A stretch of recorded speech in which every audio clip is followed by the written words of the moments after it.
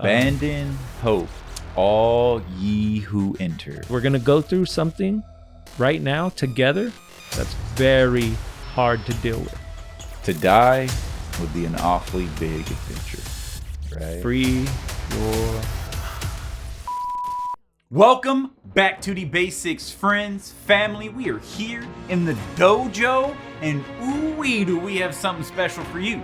A movie based off a book, based off a poem, that poem being Dante's Inferno, baby! Beatrice! Allow us to be your guide from this epic hero's journey from heaven to hell, a journey that transcends worlds, one of love, loss, and a family.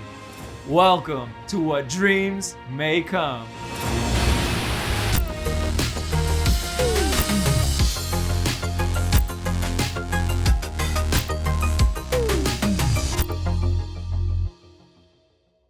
Midway upon the journey of our life, I found myself within a dark forest, for the straightforward path had been lost.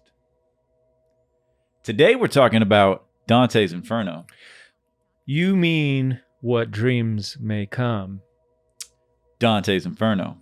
So Robin Williams starred in a movie in the 1990s titled What Dreams May Come, inspired very much by... You know what's interesting is I looked at like as much as behind the scenes as I could, and I couldn't find anywhere where Richard Matheson, the author of the book? Yeah, was it 1978? He wrote the book, What Dreams May Come. 1998, I think it's like literally 20 years later. Oh, wow. They adapted it into a film, but I couldn't find anywhere.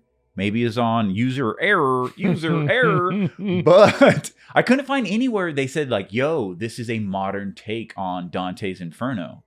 Like, I couldn't find that connection. So would you go as far to say that this is what this is then?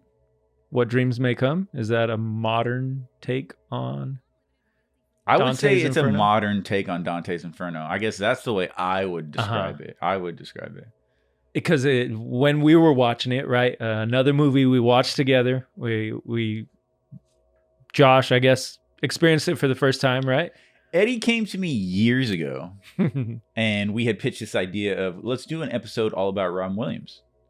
And we are definitely going to get into Robin Williams later on in the episode, but I was like, you know what? There's still like a lot of Robin Williams movies I haven't seen. Yeah. So I want to educate myself before talking about the man and his work, to kind of go on that journey to experience a lot of his films. And first and foremost, Eddie was like, look, dude, What Dreams May Come. What's so wild about that entire notion that you came to me with that specific movie is I am a massive fan. Like fanboy, like the actual definition of fanatic. I'm a fanatic of Dante's Inferno. Yeah. And you've talked about that before, right? But the way that like I think you came to me and you're like, well, I think it's like Dante's Inferno. Because I don't know the whole story, right? I've never read the book. Poem. Okay, yeah. And I've never read the Divine Comedy, right? And so this film, loosely based on, I would say that has a lot of the same elements, pretty much the same story, just key changes, character changes, things like that. But I wasn't super familiar with it like you are. So I grew up watching the movie, had seen it with my family multiple times. And to me, it's one of my favorite Robin Williams movies. And when you would talk about Dante's Inferno and you're very passionate about it, you'd be like, hey, like you should read this, right? And so you would always recommend to me Dante's Inferno. And I think that's what sparked it in my head. And I was like, it sounds a lot like this movie that I've seen with one of our favorite actors. And so I was like, you should really see this movie. Absolutely wild. And so it was just kind of this, to me, it was like this whole beautiful painting, right? Like all these kind of colors kind of came to life, much like what dreams may come. And the way the origin of this episode to me is pretty cool. That's why we're talking about it. But it's just pretty cool how it came to be. And so we did sit down, we watched it, and what a treat. Chef's kiss, as it were, right? So let's talk a little bit about the film. Travel back to the 1990s, 1998. With What Dreams May Come, starring Robin Williams, Cuba Gooding Jr., and there's another, I do like the older gentleman in the film. I don't know his name. No, but I believe he's passed now. Correct. I didn't even know he was in the movie until he popped up. I did recognize like his voice and his acting style, and just like he has that. I was like, Virgil, bro. I was like, Virgil, because I was like, Cuba Gooding Jr. is Virgil. Yeah, Virgil's the guide in Dante's Inferno. But I do want to talk about Cuba Gooding Jr. for a moment. I had paused the film when we were watching it, and I was just like, now, I know Cuba Gooding Jr. throughout the years got into some hot water. I believe so. I didn't research what it was about. I think it may be some. I don't want to throw allegations out there, but it was something wild. I don't know. I think he's definitely like blacklisted in Hollywood. That's why you don't really see him in films anymore. Something happened. I think he killed his career with the Radio movie. It's Radio. I mean, that movie wasn't that bad. You never go full. You know what I'm saying? You never go full. But he did, in much like kind of Sean Penn, he did that and went full. What's Tropic Thunder? what's the character in Tropic? Jack. Simple Jack. He went full Simple Jack. That's all I'll say. And Cuba Gooding Jr. really didn't do anything after that, I think. But he got caught up in some legal stuff. Possibly, yeah. I don't know too much about it. But in this film... But holy moly, I had paused the film, and I was like, bro, it was so nice to be able to turn on a movie and see Robin Williams smile. A smile that is so infectious. To see his smile and to see Cuba Gooding Jr. smile and to hear Cuba's voice and I was just like, bro, I miss Cuba. I didn't even know at this age of my life I miss Cuba Gooding Jr. Like one thing I do want to get on in this episode was the chef's kiss of this experience as a film was just like, man, being able to put on a movie and getting teleported back to the past. And experiencing this, it was very artistic film. Yeah, that was one thing that they did. It was like a new style in this film, right? Without all of this forced propaganda, I would say. I know that's a strong word, but when we talk about Hollywood, there's a lot of propaganda. It's not the new age filmmaking. No, right? It felt so natural. And Cuba Gooding Jr., hearing his voice and his role in that film was phenomenal. The energy between him and Robin was phenomenal. That's just, I kind of wanted to bring that out first and foremost because they have very good chemistry on film. I was very surprised at Cuba Gooding Jr. And he's not in the whole film. Bits and pieces. Spoilers. 1998. Wake up. What year is it? What year is it? Another Robin Williams film. What year is it? It was brand new. No. What year is it? The thing about Robin Williams and Cuba Gooding Jr. is when they smile, they not only smile like with their teeth or with their lips, right? But it's very much in the eyes, and you can see they're very expressive. And that's one thing that I kept noticing throughout the film is like when Robin Williams smiles, he's very expressive. He's just so happy and he laughs. And that was something that I think when we were watching it, we were just like, look at how energetic they are, like how much energy they have. And it was something that very much stood out to me, being that this film in itself has a very dark overtone, has a very like, it deals with mental health, right? Go to hell.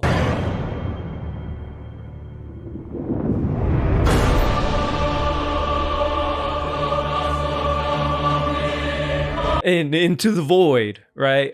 So it deals with depression, deals with certain ideations, loss, yes, yeah, loss of children, loss of spouses. So there are a lot of serious tones in this film, and that kind of like leads me to like the fact that I guess Robin Williams, we were able to find a little bit behind the scenes that Robin Williams didn't necessarily want to do the film at first. And that was something that like I kind of like wanted to see, was like, what was Robin Williams' opinion on doing a film of this type? Because naturally he usually does very happy films, very like where his comedic side can just shine. And so this one was a little bit different. And so it was interesting to me when we were able to see that. And I was like, okay, that's kind of what I wanted, was him speaking on, like, was he fully on board for this film? Or was it something that he kind of shied away from? I feel like Robin Williams was a perfect choice for this, because I wasn't expecting him to smile as much. Like, you told me the premise of it, and I was like, okay, well, I mean, you have a man. Let's get into a little bit of kind of what the movie's about. Yeah. You have a husband and wife. They have 2 children.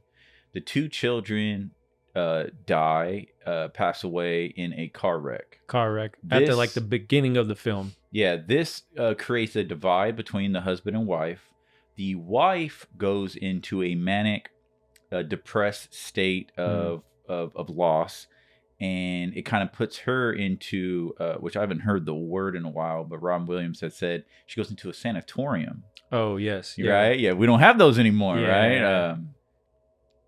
So it was interesting how the wife goes because she's so connected to her children. She's a mother. Amazing themes in this movie, by the way. God bless the 90s. You have themes of family, themes of motherhood, themes of being a father, being a husband. That reminds me of when we were watching the film. I think you also paused it, or you like took the time to notice something that was very evident, was the way that they would kiss them on the forehead, or like physical affection, right? And that's something that always stood out to me in Smallville, was everything was like they would physically touch them or kiss them on the head, or like, so you can see that connection. Whereas nowadays, you probably wouldn't see that in film so much anymore. You get a lot of children insulting their parents because they like to belittle the father. They like to, specifically men, but they like to belittle the mother, belittle the family, the household, the whole vibe of what family is. It's just completely gone in modern filmmaking. And if it is in there, it's it's not taken serious. Yeah. The tone, the writing, it's to undermine, I believe would be the right word.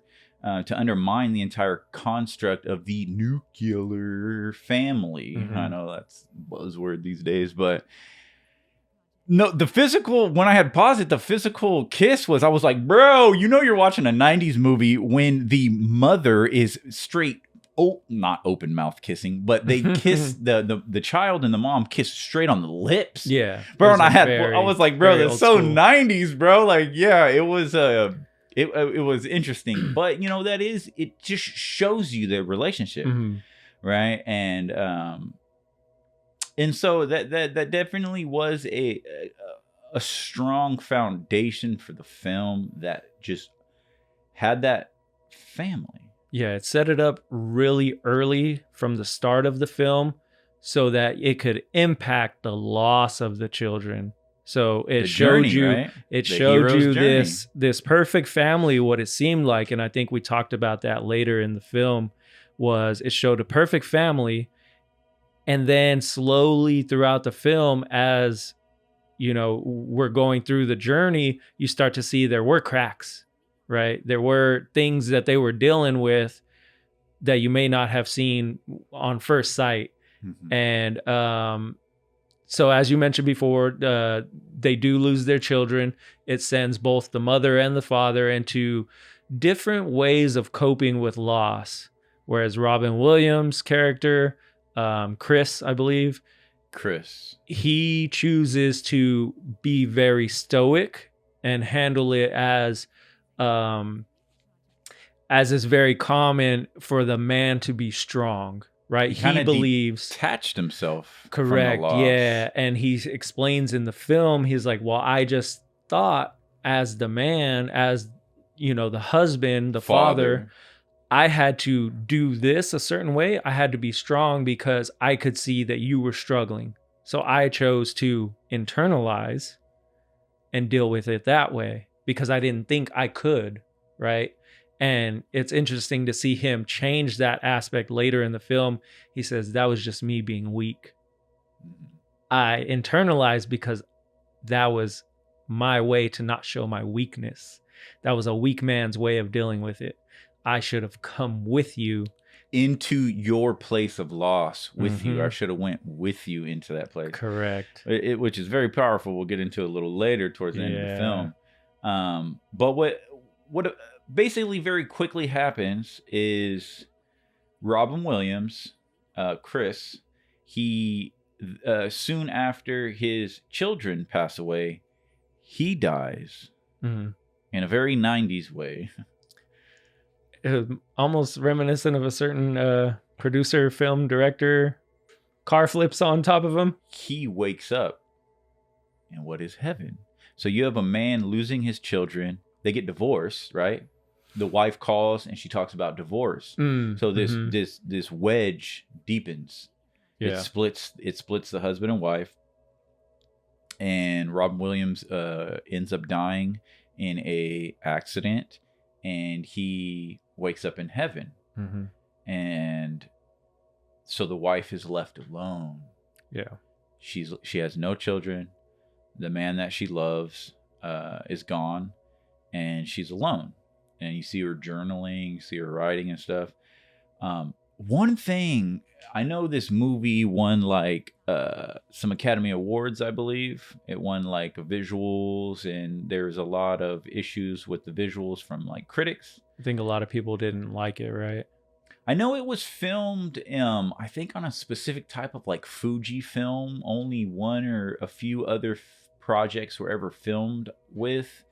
So it definitely it looks very different. And there's lots of CGI. Robin Williams says he gets asked in an interview. I thought it was funny. He was like, "So how was it? Working on being on set, working on this movie?" And he was like, "A lot of green."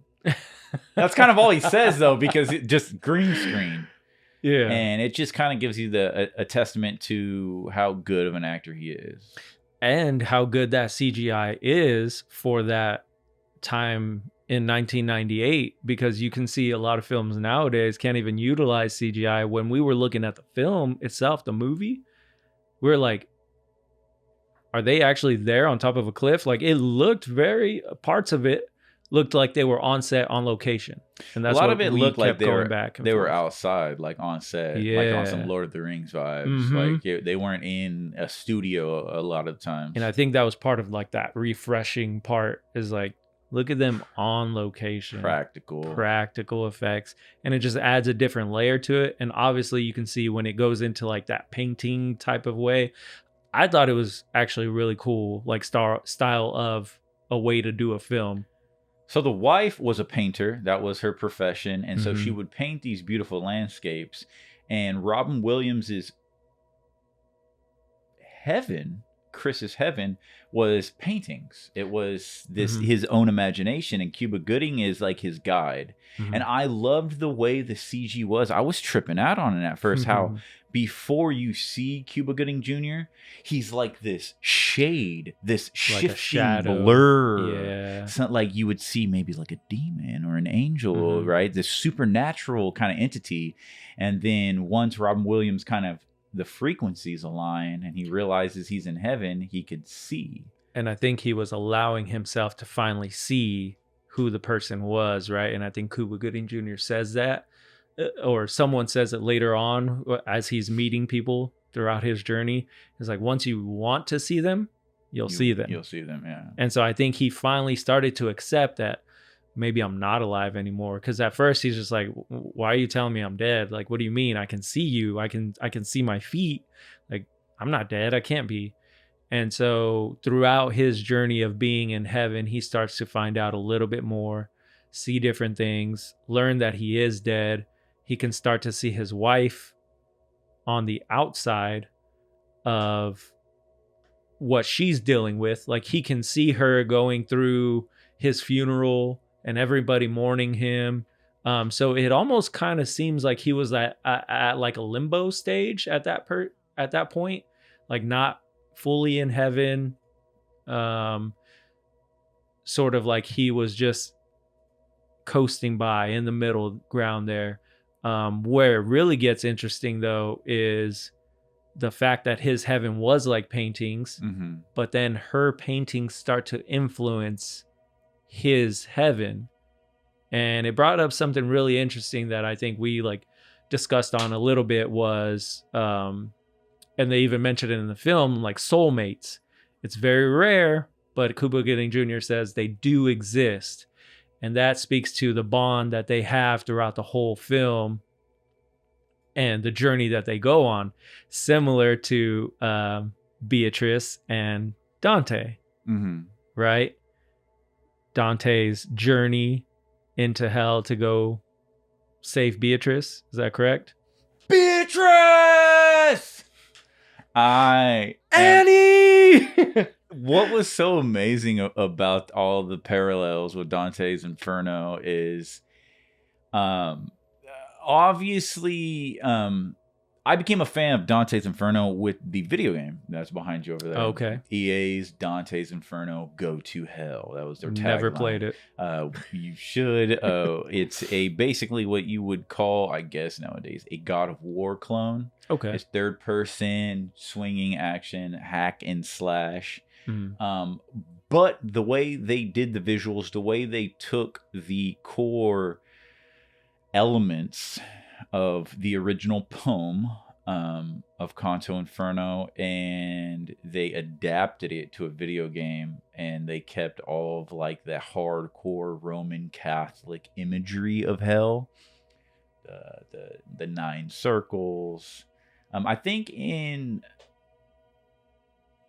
which was a bit confusing for the audience, but I think in What Dreams May Come, they only show about 7 circles of hell. They miss about 2 of them, but they go back and forth, back and forth. You see the gates of hell, which was depicted. I had kind of mentioned, it kind of reminded me of a little Waterworld-esque Outworld from Mortal Kombat. Yeah, it kind of looked like Outworld. Almost like the same set, I think you said. Kind of. I was like, look at Liu Kang, Johnny Cage, Katana.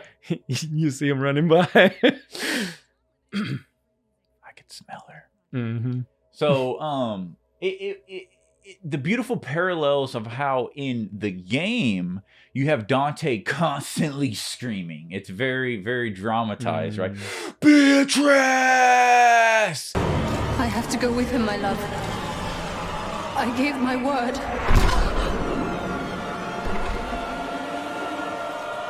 Beatrice! And in this movie, Robin Williams is constantly screaming, Annie! Annie!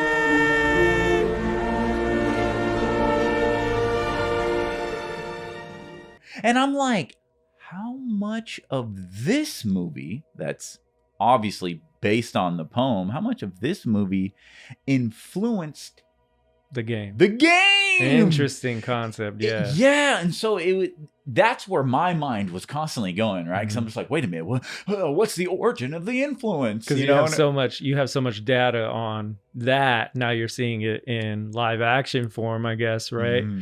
And the part that you thought I think was really cool was where he dives off the cliff, much like when Dante jumps into the void. Yeah. Right? And so there are those similarities where, like you were telling me, because as we're watching the film, you're like, oh, that's just like this, or that's just like that. Dante does this, and oh, well, that circle of hell is similar, but like it's different. And so you have all this knowledge, and I'm just sitting here taking it all in, and it's really cool to compare and contrast the two. So it makes me want to go in and, read a little bit, maybe play the video game. But there are so many similarities in the film. Like the guide, the male who we mentioned earlier, and I forget his name in this movie, but he would be Virgil in Virgil. He's the in the guide. book. Okay. Yeah. And so you have Dante, and so ultimately, you have a man who lost his children, and he went into heaven. The wife, with being crushed by all of this, being crushed by reality and life, she eventually commits suicide. Ooh, man, that's a touchy subject. Suicide. It's a very real thing, right? It's a very, but a lot of people shy away from it, talking about it. Mental health in general is not something a lot of people just come out and talk about. And it's obviously something that also relates to Robin Williams and how he passed away. But in this film, yes, the wife does commit suicide. And when that happens, Cuba Gooding Jr. has to come back to Chris and let him know. He even sits him down, and you can see his whole tone changes. And he goes, we're going to go through something right now together that's very hard to deal with. I love how he says, I'm right here. Yeah. Together. What you don't know as an audience member is Cuba Gooding Jr. is actually... It's his son the whole time. It's one of the children. It's his son, yeah. For the child to tell his... I have goosebumps. Oh, I know. This is getting me. For the child to sit his father down in heaven and say... Mom just committed suicide. Yeah. Basically. Yeah. And not only that, because he accepts the idea and he's like, oh, well, when do we get to see her? Like, Annie's here now? It was a little weird, right? It was kind of like... Because he's not even thinking about the mortal life anymore. He's that just world's like, gone. When are we reconnected? Because they're soulmates. And they're so connected in such a way that, like I said earlier, her paintings are influencing his heaven. Never been done before. But Cuba Gooding Jr. has to tell her, suicides go to hell. So this is another theme of the film that is rooted in the original concept of the Canto Inferno. The theme of it is very rooted in Roman Catholicism, where suicide is a mortal sin. Correct. Yeah. In Dante's Inferno, suicides go into the 7th circle of hell. So the lowest circle. No. Oh. There's lower. Oh, you said there was 9. Yeah. All right. So, but in this film... So maybe that's why they stopped at like 7, right? In this film... See, what's interesting as far as like Dante's Inferno is because he has to deal with like the devil, Lucifer, Satan, whatever term you want to use. But Lucifer, he has to deal with the devil. Okay. Because the devil is the one that basically is pulling. And like I say, I'm not overly scholarly involved with the actual poem. Most of my information is based off of the game. Okay. And so I originally that is kind of my pillar of when I talk about it. And I know that the game and the poem, there's a lot of different, because the game is action based. Yeah. And so you have to have these reasons why Dante goes. You have to have to play it.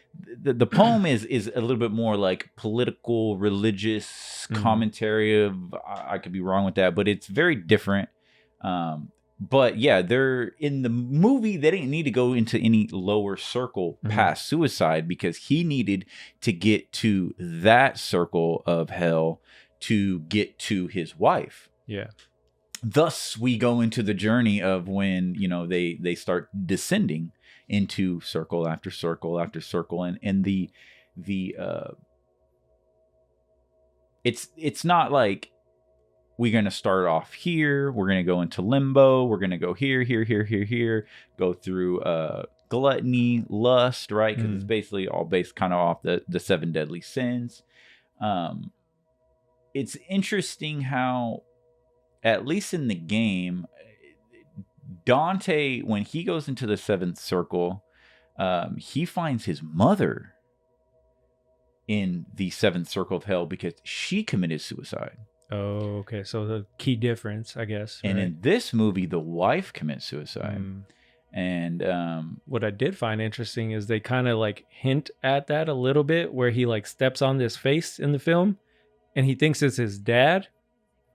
Well, no, the guy thinks it's his son. Yeah, but Chris then is him his too, son. he's like, wait, dad? Like, And he's like, oh, you're here. We're finally like together again in hell. And it's just really interesting. And he's like, no, wait, no, you're not my son. Like, but everyone always comes. Cuba Gooding Jr. Weird. says something where in that circle of hell, I don't think they ever use the term circle. No. I don't think so, but I could be Maybe they wrong. say stage or something. Well, in that part of hell, the suicides, they don't know they're in hell. They don't accept it. They They can't. don't accept. Oh, when he says they can't accept what they've done. And he just says it in such a way. It's very convicting. And it's some of Cuba Gooding Jr.'s best acting. It's really good. Yeah. In the, I believe in the poem and the game, the suicides in the 7th circle are turned into trees. They're told me about rooted into the ground and they cannot move, and they're living in their delusions. I thought it was interesting on how they did it in this movie, where I said, see, look at, they're even kind of rooted because they're stuck in the ground, and all that's above ground is like their face, right? And they're like kind of in a way, they're rooted into the ground in a kind of similar. So it's they're kind of becoming a take. part of it. And it's interesting too, when you do find Annie, or well, when Chris gets to where Annie is and he does find her, she's laying on the ground, right? So she's kind of like laying on her side inside of their house, which is like her illusion, I guess, her hell. And he enters the room, and you had just mentioned that, and she's laying on the ground in the middle of the house, almost like where you would find like a tree, right? In the middle of the forest or something. And so it almost symbolizes the same way, like she is a part of the center of that, of her hell, I guess, where the tree would be. So I it was even kinda think their interesting. house was covered by roots, like giant roots. I think so, because there was like or things something converging towards the center where she was. Yeah. And that's kind of what it reminded me about. So I was like, that's interesting. There's a lot of elements, I would say, from what you mentioned about the poem and the game in the movie, even some of the imagery, if you want to talk about that.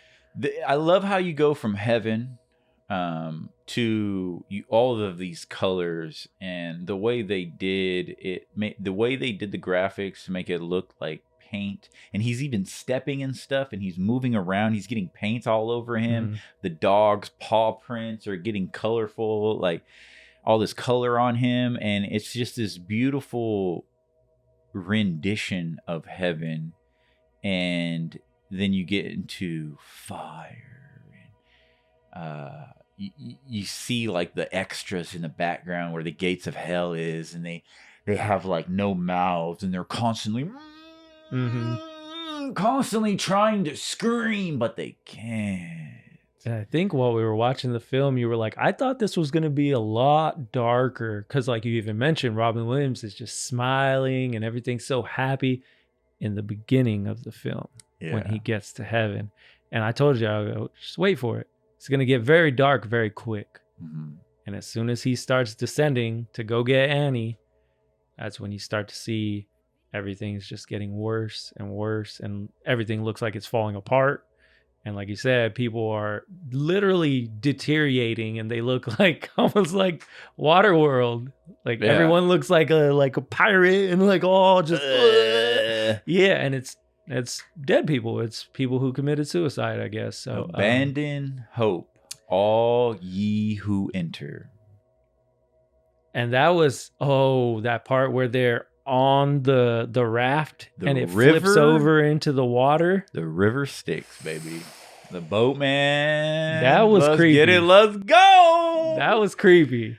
I loved a lot of the imagery in this movie. What was even wild is when they get onto the boat. I had shown you earlier in the movie when they kind of like go off onto a cliff's edge, and you see the classic scene of Virgil, Cuba Gooding Jr. He's pointing off to the distance, and you see all the similarities between the Dante's Inferno and everything. Virgil pointing Dante, guiding him, and once they got onto the boat, I had paused the movie and I started Googling like all the old like paintings, like Dante's Inferno paintings of way back in the day. And we had jumped back into the movie, and sure enough, Robin Williams is in the seventh circle, and he walks into his old house, and right there is a giant painting on the wall, and it's the original art from Dante's Inferno embedded natively right into the movie. And I was just like, okay, all right. So there is all these connections. Like the director knew it, like, and that was interesting too, because I still can't find, unless it is out there, use your error, I still couldn't find any like the director saying, okay, yeah, this is my take of Dante's Inferno based off of the novel, right? But it was all there, and them being on the boat in the river Styx with everyone fighting, everyone trying to capsize the boat, and you got Cuba Gooding with the lantern on just trying to light the way. Very well done. So it seems like someone paid very close attention to detail, and was passionate about the poem, and that, my friends, is very good filmmaking. Poem or book to screen, and you can see for fans or fanatics, right? Fanatics. Or people who love this content, this material, that they get excited when you do things like that. When you stay true to detail, to lore, to history, and you put it in, and it makes the experience that much better. And that's what I remember walking away after having done with this film. You said the experience was a cinematic one. Yeah. And I'm glad I didn't watch this in the 90s, because I would never appreciated it. I think and so, I would have never probably ever gave it a second chance. But having the information and the backstory of Dante and Beatrice and Virgil and Dante's journey through hell, and having that as the backdrop in my mind when I'm watching this live action of these actors I respect and I appreciate. I don't think a film of this style could come out today. I don't think it would be the same. Even though that there is computer graphics in this movie, but it would just be it would just be too much CG. It would be too much. Yeah. And I believe they blended the perfect amount. Interesting, because the movie is a box office failure on paper. And we seem to love box office failures. Here in the dojo, the best movies are the ones the world doesn't like, because fuck the world and fuck everyone's opinion. If they can adjust. Yeah. To be honest, man, like I believe that's what kind of gives this film that sort of like love for me, is because it's not like everything else. It's a little bit different. It's not classic Robin Williams where he's just comedic and happy and laughing all the time. He is sort of in the beginning. You can tell he makes a little bit of jokes, but for the majority, it's out of his comfort zone. It's just a different type of film that you definitely don't see nowadays. One thing, though, I did want to mention. Did Robin Williams invent the Naruto run?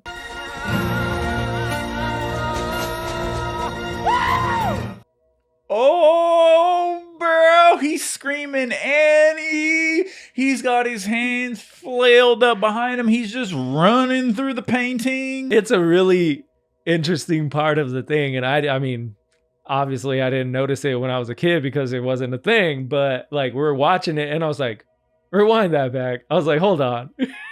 Robin Williams just did the Naruto run in 1998. Wild. Crazy. Wild. And it was just a part of the film that you do get to see that like energy, that emotion, that love. And that's a huge element in this film, is just the love between these two characters that stands the test of time. That stands the journey. Do you think modern Hollywood would write a story of a man descending to the depths of hell, leaving heaven and descending to the depths of hell for his love of a woman?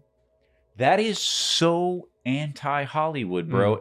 And that's what makes this cinematic experience, this piece of art, this film, to me, such a grander story. It's a timepiece, 100%, because it was set, like, not only was it made in the 90s and set in that time, but you can just tell it was a product of that time. Because like you mentioned, I don't believe that this film could come out in the same aspect, in the same way, and tell the same story to the same effect now. It would not be done. I don't think people would even attempt to do it because it does not fit modern day narrative. Oh, it would have all kinds of... family is not looked at the same way as it was in the 90s. Men and women relationships are not looked at the same way that they were in the 90s. It's a book from the 70s. Exactly. So the nuclear family was very old school. Well, see, I don't even like saying that because here in the dojo, it's forefront. We keep it old school. No, yeah, we keep family, friendship, 100%, and traditions forefront. Keeping it alive. Keeping it alive, getting back to the basics, baby. Staying nostalgic.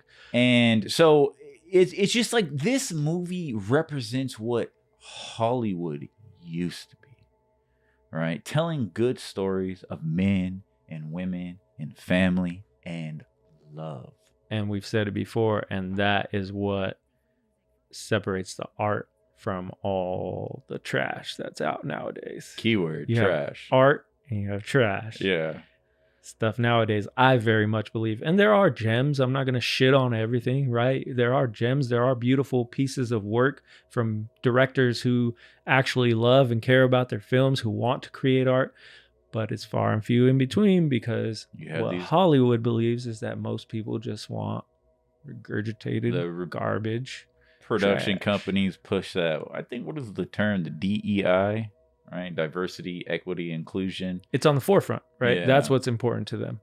And this movie, I would have to say, has all of that. And none of it's pushed. Yeah. It's all beautifully weaved into the story. You have an Asian woman as his daughter, a black man as his son, older gentleman as his doctor, who in real life was black. Yeah. And right, like, remember, I thought that was funny too. What becomes the guide, who is more Virgil-esque, and what becomes the guide was a white man that was black. And so I had paused the movie and I was like, canceled.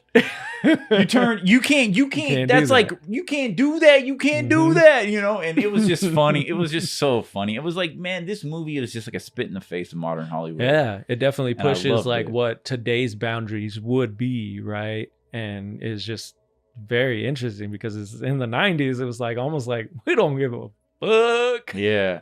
I do love when he first goes into heaven, there is some truth.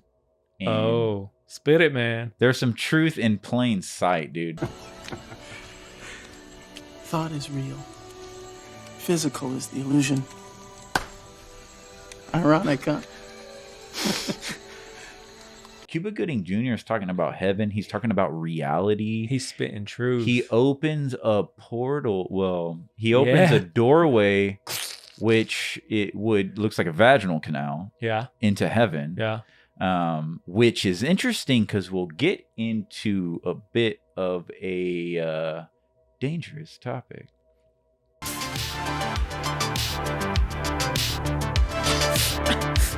Let's get dangerous.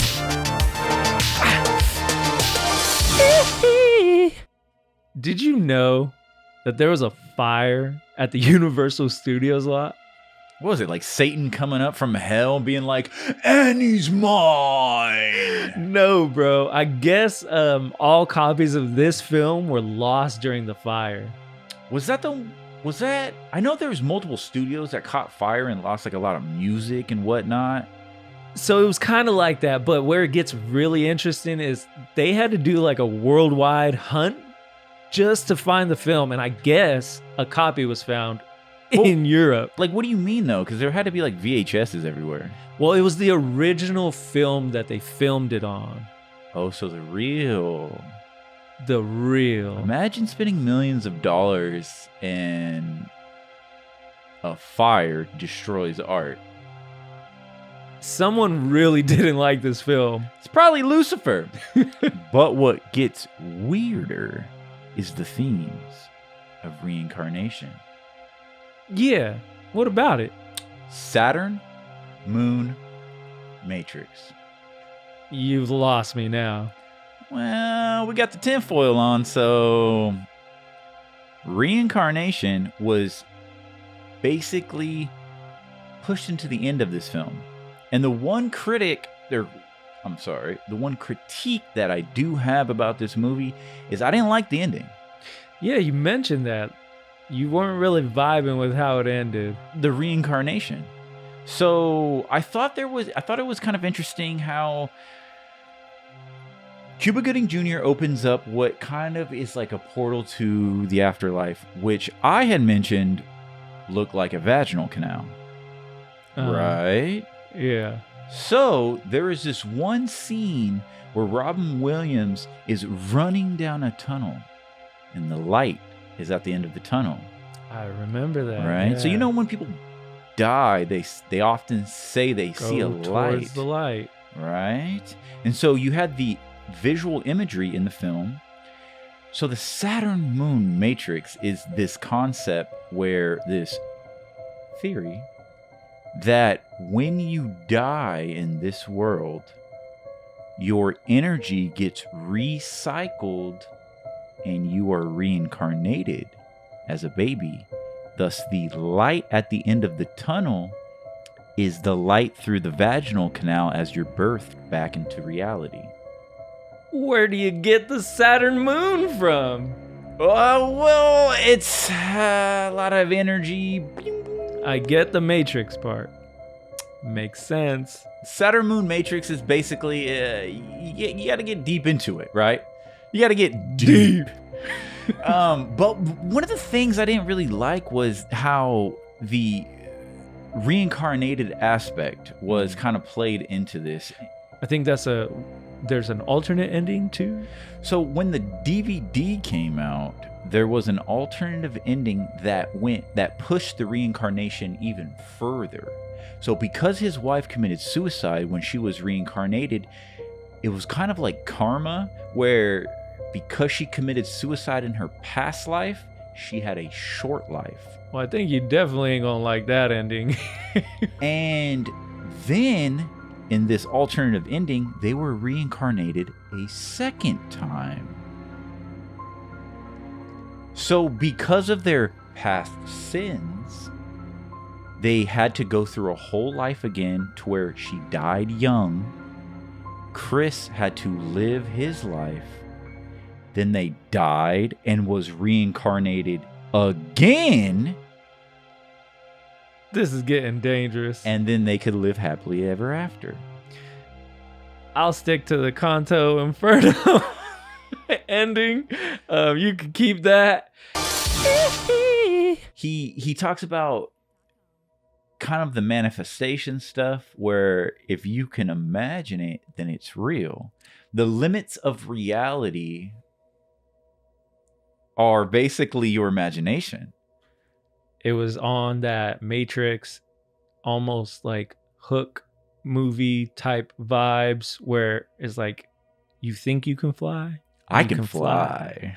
Right? So, and the way that they shot this movie, we kept saying back and forth, it was like, this movie looks a lot like Hook, dude. Like, I don't know if they had maybe the same production, same designers, same like when the paint hits him and everything, it just looked like you pick that out of the Oh, Hook and movie he got shit on by the bird. and it was just like, but it was paint.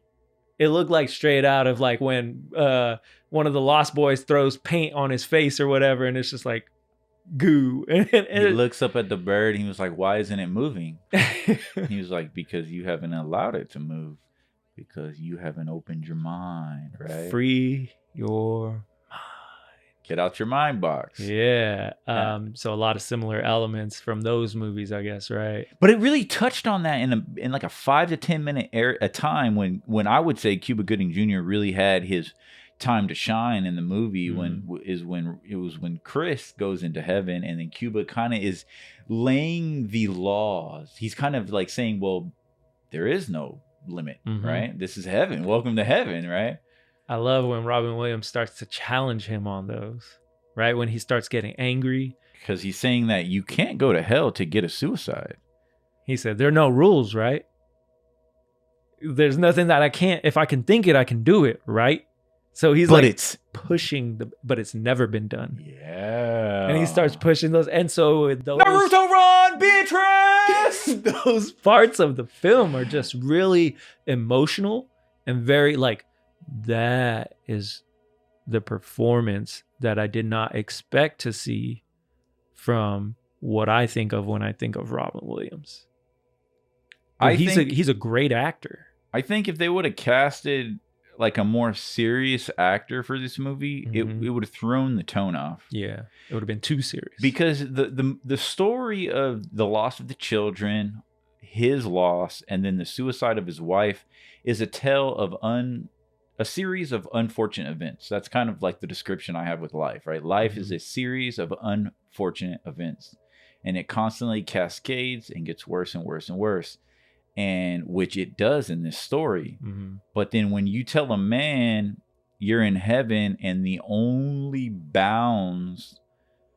limit is your imagination, the first thing he does is fly. Oh, it's so beautiful. And then he was like, well, I'm just going to go to hell and get the woman I love then. I don't care if it hasn't been done. I'm going to do it. And so it's just like this. You don't see men characters like this anymore. No, they're not written this way. And I think it was very much from the writers, and I guess obviously the way it was directed and portrayed ultimately to reach that narrative. But it all stems from the way the character was written, I believe. So male characters nowadays are not written in that sense of I can do anything. I have no limits. No, male characters are put in little boxes and like little trophies on the shelf. And so I guess nowadays as they're in the background, right? They're pushed behind because the new narrative is something very different. And you can see that affecting Hollywood now. And in the same thing with the mother, I think the actress did a phenomenal job. She did a very good job at showing you the depths of her pain. And that pain is there and it's real because as a woman and as a mother, she loved her children so much. And you saw that when they're at the breakfast table. You saw that, she actually cares as a mother. And that's why she even went so far as to blame herself that if I had taken them, maybe my motherly instinct would have kicked in and I could have saved them. She blames herself for not going and taking them to school and sending them with like the nanny, I guess, right? And so you definitely see like her pain of loss and her inwardly blaming herself, which causes her to go to the sanitarium. But then it gets to a point in the film where Robin Williams is like, I can't live like this anymore. And so he gives her a choice. He says, we can continue going down this road, but if that's where we're going, I have to go this way. And it almost like brings her out of that state, whereas she doesn't want to lose anymore because they are very much soulmates. And so it's interesting to see that reversed at the end of the film when Robin Williams is trying to get her back. because he chooses to stay with her instead of leave her. So the parallels are there. What's interesting about Robin Williams playing this role was the pain behind the smile. And why I think that he was the perfect choice was retroactively, we now know what he was going through while he was filming this. His own depression, his own anxieties, mental health, and obviously thoughts of suicide. And interestingly enough, he chose to internalize it, much like his on-screen character. Crazy. Because he probably similarly thought, as many men do. Many men. Many think men. that we have to internalize things, right? Because we have to be strong, because that's what we're taught from a very young age. Men are strong. However, men can be stronger together, right? So when you talk about things with each other, with people who may be going through the same things, we'll never know what Robin Williams' support system was like, right? Only the people closest to him know what he was going through. I do remember seeing a little bit of the documentary, is like he was going through dementia at the time as well. It was like, personally? Not during this time, but towards when he passed away and committed suicide, he was starting not to be able to remember. He couldn't remember his lines. He couldn't act. He couldn't function the same way that he was used to. And for him, it was frustrating. No, obviously, yeah. It was frustrating because he couldn't be the Robin Williams that everybody couldn't saw. Perform at the same level. He couldn't perform. He couldn't even remember simple things. So his struggle with dementia ultimately caused him to commit suicide. And that's just from what I've seen and read. Do you ever think about the afterlife? I have previously. And it's something that obviously is on my mind, and I'm sure yours, being that we're all mortal. We're all going to go at some point in time. And so it also, for me, at least, makes me think about my time here. Mm-hmm. So my time here is very important, I would say, because in the afterlife, it's not necessarily a guarantee. We don't know if there's an afterlife. It's still a mystery, a question. We won't know until we get there. It's interesting. The author, Richard, the author of What Dreams May Come, said that basically this was like the greatest book he's written. Mm-hmm. He said that it, I guess, basically the reception of the book helped a lot of people, maybe struggling with all of those same things you had just mentioned. Mm-hmm. Robin Williams was struggling in. A lot of us struggle in. A lot of people, and they do it silently, like you were saying. But he said, the author of the book, he said that the only thing that was made up was the characters. Because the majority of the afterlife, heaven, hell, was rooted in actual test studies, people coming back from the, like, people being resuscitated and stuff like that. So it is interesting on how all of that work went into him writing the book. Thus, you see that bleed through into the film 20 years later. But the thoughts of the afterlife are interesting. I mean, do you ever, like, or even when you were a kid, maybe you had a little bit more imagination, and that's why I love the concept of, at least in his perspective, his afterlife, Chris, the main character, Robin Williams, is that the afterlife was rooted in kind of his wife's paintings. Yes. What do you see the afterlife as? So for me, and I will also ask what you see yours as, but for me, the afterlife, if it could be anything, I would want it definitely to be a place of beauty and of pure happiness, right? Much like how, like in the film, it's like a cliffside and it's paintings because that's what he really loved. So I imagine it would be something that I hold near and dear to myself. And maybe it looks a little something like an ice castle or something. I don't know. Maybe okay, fortress. Right? Exactly. I don't know. And but it's interesting to conceive about, like, right? It's interesting to think about like what your afterlife would consist of and who you would meet along the way.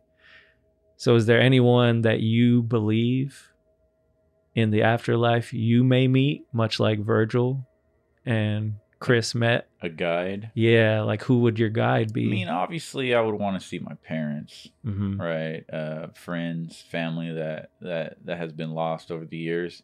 People close to you. First and foremost, I'm Romans 1:16. I'm unashamed of the gospel of Jesus Christ. Mm. So I don't dwell on the afterlife as much as I used to. It used to take up a lot of space in my mind. Okay. Obviously, I am very much a fanatic of Dante's Inferno. I'm a fanatic of hell. Mm. Like I do like for a lot of my life, I was really, really closely tied to like the supernatural, demonology, stuff like that. And that's why I think I gravitated to Dante's Inferno so much. You just don't see a lot of that anymore, I guess, at least not in my sphere. I don't see a lot of stories that encapsulate the hero's journey through hell like Dante's Inferno did. So when it comes to death, though, at this point in your life, what do you think about death? To die would be an awfully big adventure. Straight from one of my favorite films, Peter Pan. And it also reminds me of another line in a film with Robin Williams in it, actually his last line in a film that he was ever in. And the quote goes a little something like this. Robin Williams asks the main character of Night at the Museum, I believe it's 3, and he asks him, so like, what are your plans, right? Or basically, and he goes, I don't even know what I'm going to do tomorrow. And his response is my favorite thing. He says, how exciting. And he gives him that Robin Williams smile and laugh. And then he pans off and he freezes. And that's the last time you ever see Robin Williams in a film. And it's so emotional for me. That was the last thing he said. How exciting. To not know what tomorrow brings. To not know what the rest of the journey is, right? To die would be an awfully great adventure because you don't know what death will bring. Yeah, it's exciting. It's so beautiful and it's emotional, and Robin Williams' performances are some of the only performances that make me feel that way. One thing that has tied us together over the years as friends and has been a part of our journey together is, I don't know when Robin Williams passed, but it was like, it had to be around circa 2012-ish, 2013 maybe. I believe 2013. We were working together and we got the news together. We were driving and we got the news that Robin Williams passed away. We stopped the vehicle, pulled over to the side of the road, and just sat there. Sort of in silence, right? Like, just like, what? And that, honestly, it's one of the moments in our friendship that I always remember as like, you don't have a lot of, I mean, to have something, and I think at that point in time in our friendship, we hadn't even really talked a lot about Robin Williams. Yeah, no, nuh-uh. But then after that, we both knew how much Robin Williams's performances meant to each other. It bonded us even further. Yeah.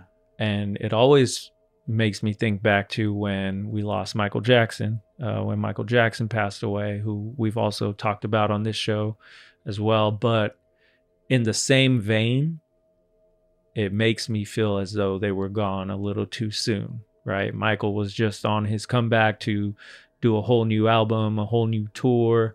And Robin Williams, obviously, I believe he still had a lot of left performances and smiles to bring to people that we'll never get to see, right? So much like that, just gone too soon. What a great film, Josh. What an epic piece of art from the 90s. Man, 90s always win.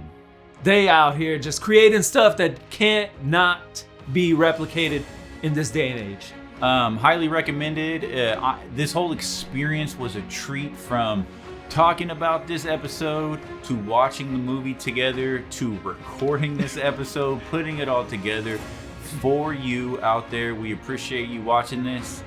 I appreciate you being here, man. Yeah, we're in the dojo together, and this is just, every time we do this, it is such a journey of ups and downs and of heaven and hell, man. It's a journey of self-discovery, man, but what I'm really excited is that we got to spend this time together and to show you something new. You have never seen this movie before, so I'm glad you got that experience. Robin Williams will stand the test of time.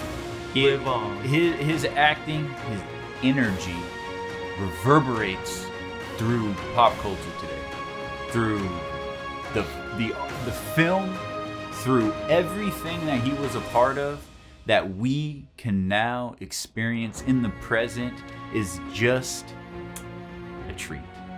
And much like Robin Williams, we always keep smiling, we stay nostalgic, and just remember, to die would be an awfully great adventure. So until next time, friends, stay nostalgic On that eternal quest to get back to the basics.